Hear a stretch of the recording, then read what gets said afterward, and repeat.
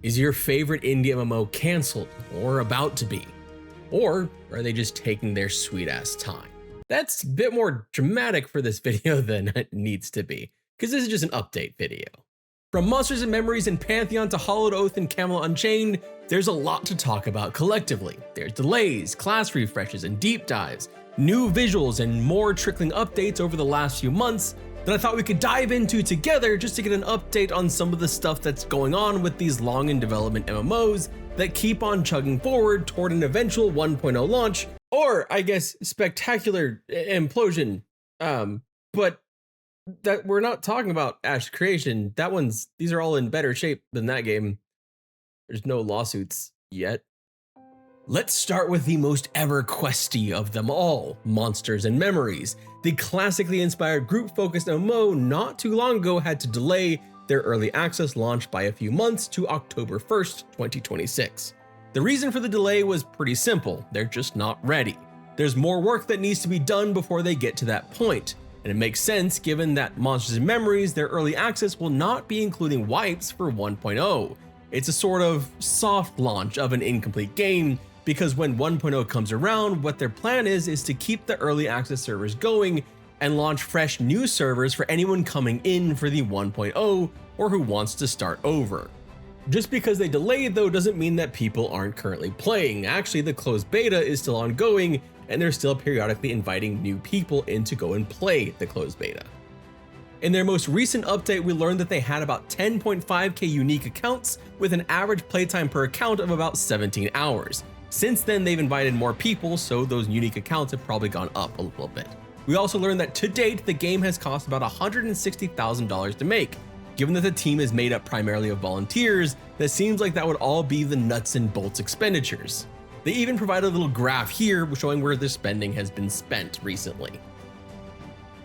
We also got a shit ton of new concept art and in-game art. One of the things that's really starting to shine through for me is just how unique and awesome some of the gear is looking, from armor and weapons right down to the truly horrifying NPC types, like this abomination. I kind of hope out of those they go with the one that has many eyes and not the other one. Because the other one looks a lot like, I'll let you use your imagination. At the very least, don't move the eye up any higher. Keep it centered, or lower even. Just not at the top. But perhaps the most interesting update, at least to me, is that in that last big update, we got a few months ago mentioned getting players into the new deep area soon, with the deep elves and deep gnomes being added as playable races. Deep zones were originally going to be a post-EA launch edition in Module 1, but with the delay, it's been rolled into early access as part of the launch content, so they'll probably want people testing out that area before October 1st. Once these deep zones come in, it's definitely something that I personally want to go and jump in and check out. It just like anything that's like dark and sad and scary, just like it appeals to my Linkin Park emo heart. Speaking of EverQuest likes and delays, Pantheon's spring update has officially been delayed. We already knew that, but it's official now. But they're not sitting idle. Every week, new updates have been being pushed to the public test realm that include the bulk of what is going to be in the spring update from a systems perspective. The unified mob template is in, the longer time to kill is in, the mastery system is coming online with 1 or 2 classes at a time. They're getting this stuff in there to go and test. Sometimes it works really well, sometimes it does not. Progress, I think, has been slower than what any of us want, including the devs making the game, and I'm pretty sure at this point, hearing it at like this many years on, that's getting to be an annoying refrain to keep hearing, and I get it, I do get it. But the new plan is to postpone that spring update wipe in large part due to the complexity of the mastery system. Makes sense that it's complex given that the masteries essentially double the classes in Pantheon. I mean, hell, we now have melee wizards and DPS dire lords after all. The wipe was supposed to happen back in June, but because things are still not fine-tuned or ready, they didn't want to do one wipe and then have another wipe right after. That wipe will come in when everything's still ready to go and they don't currently have a date for it, but we should be soon getting an update for the roadmap. More resources are being put towards mastery with the hopes that within the next few weeks, it will be in for all classes. The level cap on the PTR has been raised to 40, and while having played it myself, I can confirm it's definitely not as stable a build as the production servers. It's still solid enough to get in and get a good feel on how the unified NPC types work, the longer TTK and increased experience gains, as well as testing out mastery for classes that have it in, which is actually a substantial number now. The next updates that are on the horizon are still Body of Dakara, which has been getting extensive work, as well as stuff like robes and different kind of fashion items coming into the game, so that you don't always have to look brown. We're about 12 weeks into the PTR, and each week there are updates on what the team has been working on and what they've completed, and they're all mercifully placed on their website, not hidden in their Discord. The increased transparency and cadence of communication has been refreshing, but it does seem like the EverQuest-like MMOs we're talking about and we're looking forward to, well, we're probably going to have to be looking forward towards fall. That includes both Pantheon and Monsters in Memory, at least if you want to play them without the fear of all your progress being wiped. Other various updates for Pantheon continue to go in with each patch, like UI updates, animation updates, VFX, etc. Basically, stuff is happening, but we're still waiting on that final big update that comes with the wipe of the main servers. Before we get into some of the other MMOs that are making significant progress, or not so much, I want to talk to you today about today's sponsor, Factor. I'm selective in the sponsors I take. Honestly, I've only taken 2. This is the second one in 5 years of content creation. So when I take a sponsor, it's because I actually use or believe in the product that I'm sponsoring. In this case, meals, food. Yeah. Because I've been stuffing my face with their food for a couple years. You see, I'm a god-awful cook, but more importantly, I really don't have time to cook anything in the middle of the day, and working from home, that leaves a whole lot of temptation to order something terrible for me, like certain fast food places and their questionable lettuce. With Factor, I get ready to eat chef-crafted meals with real ingredients, balanced macros, at least 2 vegetables per meal, all delivered right to my door. They come in convenient containers I can pop in the microwave for 2 minutes, like this.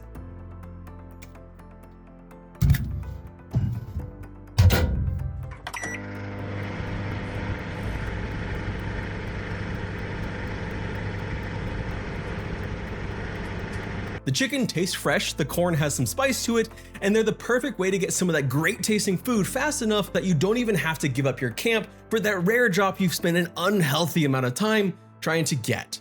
They've even got newly launched salads packed with ingredients like elote corn, miso edamame, or even the buffalo chicken salad right here with couscous and pine nuts. Head to factor75.com or click the link below and use code REDBEARDFB50 to get 50% off of your Factor box plus free breakfast for 1 year.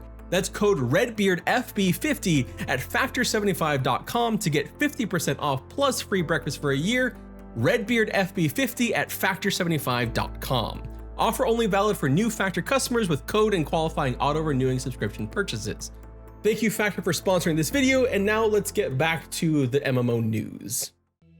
Stars Reach has been getting pretty damn active recently. That is the indie MMO helmed by legendary MMO creator of Ultima Online and SWG, Raph Koster, that asks you to go out into space, destroy, build, grow, and fly your way through the world with its destructible environments with real-time physics and chemical-based interactions with various materials like freezing water or turning that same water into vapor or even diverting rivers. Or, you know, setting forests on fire.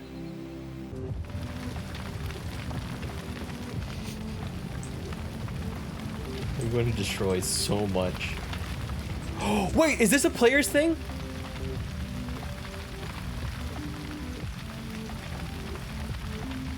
Did a player plant these? Oh no, this looks like something someone actually did. Oh no.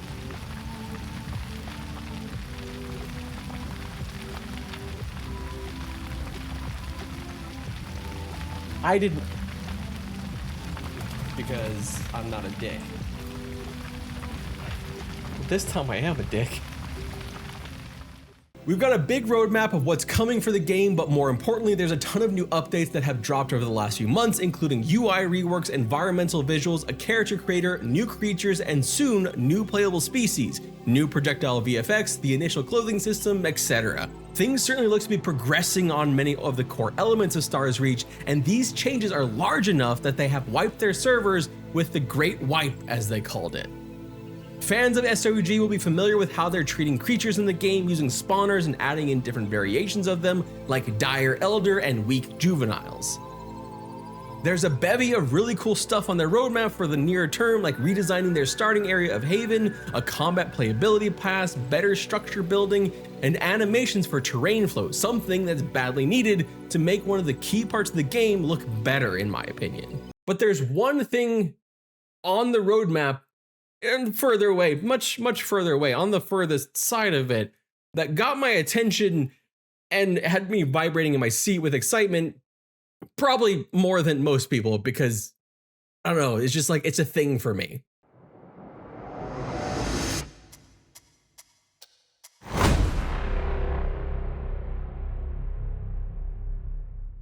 Freaking melee weapons, and that hammer looks really sick.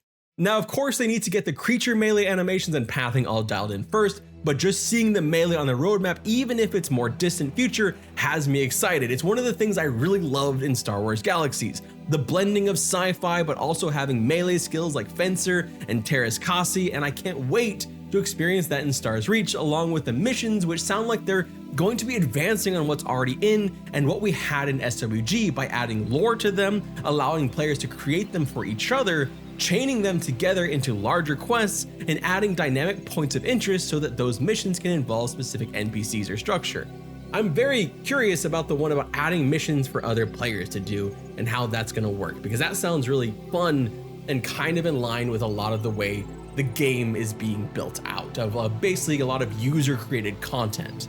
Camelot Unchained is the realm versus realm PvP-focused MMO with PvE that's the spiritual successor to Dark Age of Camelot that has had a tormented development cycle, to say the least. Camelot Unchained has had progress though, but perhaps has the biggest hole to climb out of any game on this list.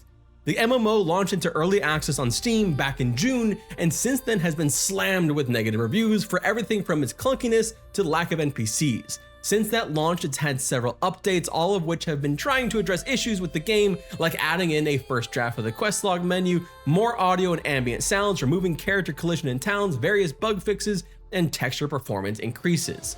I haven't bit the bullet yet myself, but if they continue updating every week or 2 weeks or so like this, I might have to just report back on it from a first-hand experience rather than all this second-hand experience.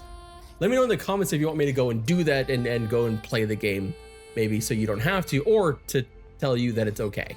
There's no major updates here, just that they're continuing to patch the game since going into early access, and that the recent reviews have moved from mostly negative to mixed, though overall reviews are still mostly negative.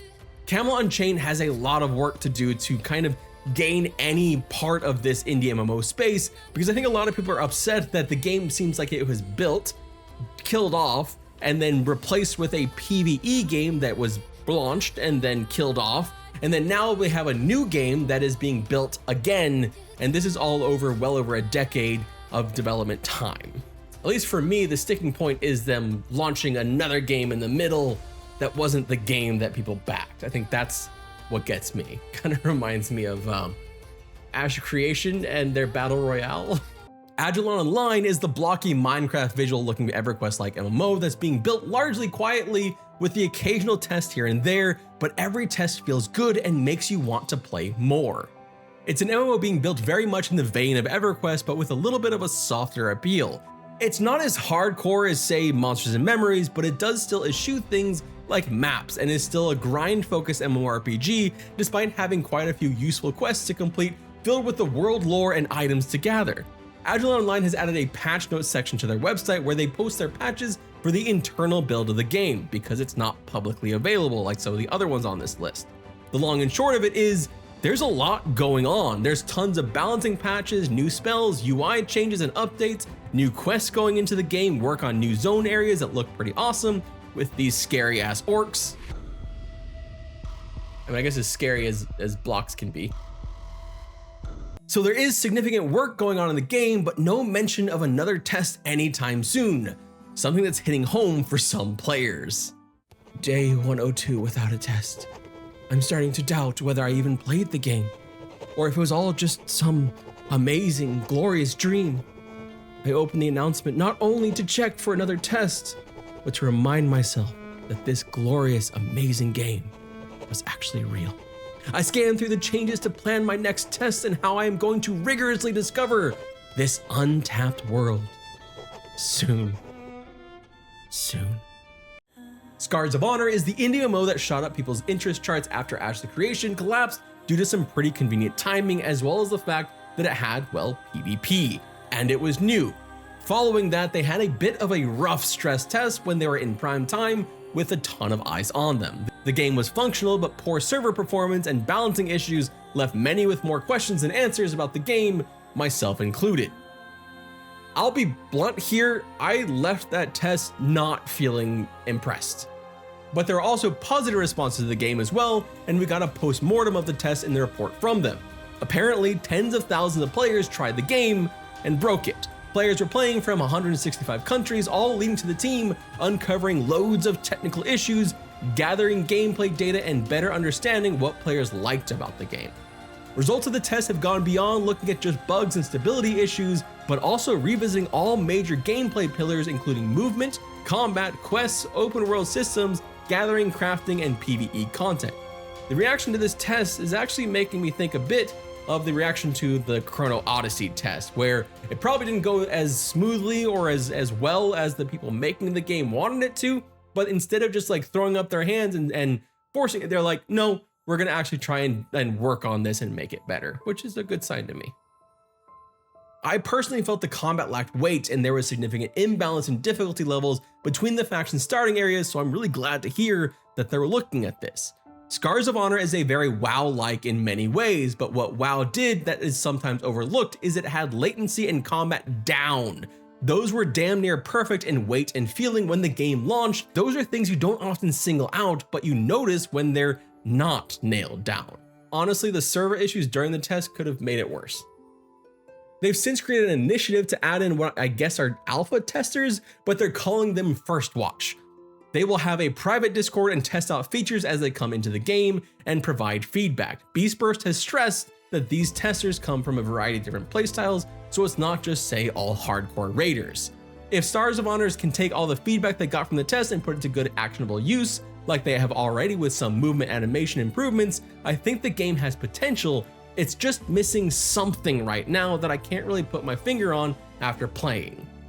The last indie MMO I wanted to talk about today is Hollowed Oath, the multi-classing casual MMORPG created by former Hero's Journey developers. Perhaps the most weird news in this is that the devs behind the game will be hosting a panel at DragonCon 2026, which coincidentally so will Richard Garriott of Ultima Online fame, who has been making noise recently by trying to reclaim the Ultima IP, or at least part of it.